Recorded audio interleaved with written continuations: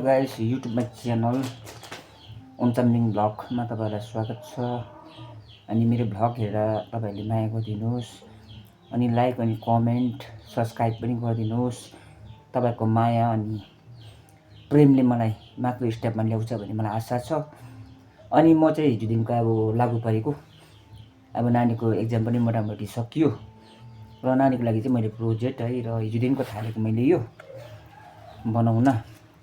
अनि यो चाहिँ सब गद्दाकै हामीले बनाउन सकिन्छ है।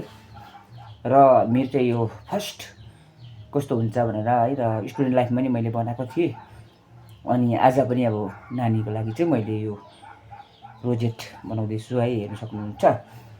र फाइनली अहिले चाहिँ सक्सेस भएको छैन, यो हेर्न सक्नुहुन्छ है। मैले नानीको लागि चाहिँ एउटा होम मैले घर यो बनाइदिएको यो गद्दामा।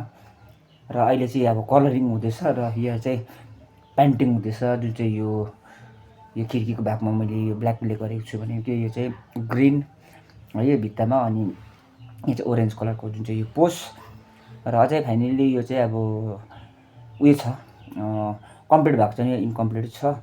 तपाईँहरूले पनि यसरी बनाउन सक्नुहुन्छ। अनि घरमा पनि सजाउनुको लागि पनि बनाउन सकिन्छ। र तपाईँहरूलाई पनि कतिजनालाई राम्रो राम्रो खालको चाहियो भने मलाई अर्डर पनि गर्न सक्नुहुन्छ। म यो प्रोसेसमा छिरिसकेको छु, सक्सेसै हुन्छ जस्तो मलाई लाग्दैछ। हेर्नुहोस् कस्तो लाग्छ तपाईँहरूलाई है। र हेरेर अनि लाइक अनि कमेन्ट सेयर पनि गरिदिनुहोस् कस्तो लाग्छ। र फाइनली अहिलेसम्म चाहिँ यो चाहिँ मेरो सक्सेस भएको छैन र मैले यतापट्टि गरिसकेको छु अहिले है। र अब यतापट्टि जान्छ र यहाँ बर्डर लाइन बस्छ। अनि यहाँ जस्तो सिँढीको भागहरू हेर्न सक्नुहुन्छ। मैले यस्तो खालको योहरू एकदमै यो झुलानीहरू हालिसकेको छु है। यो चाहिँ सिमटेड होइन घर, यो चाहिँ पहिला हामीले पिता पुर्खामा बस्थ्यौँ नि कि यो छपरिङ घर अहिले पनि छ, यस्तो टाइपको हेर्न सक्नुहुन्छ। यो चाहिँ सफा ब्याक साइडमा त हुँदैन हो, यो चाहिँ किनभने यहाँबाट चाहिँ पानी तर्किन्छ। अनि यो अगाडिको जुन चाहिँ यो झुलानी हो र साइडमा पनि झुलानी हेर्न सक्नुहुन्छ है।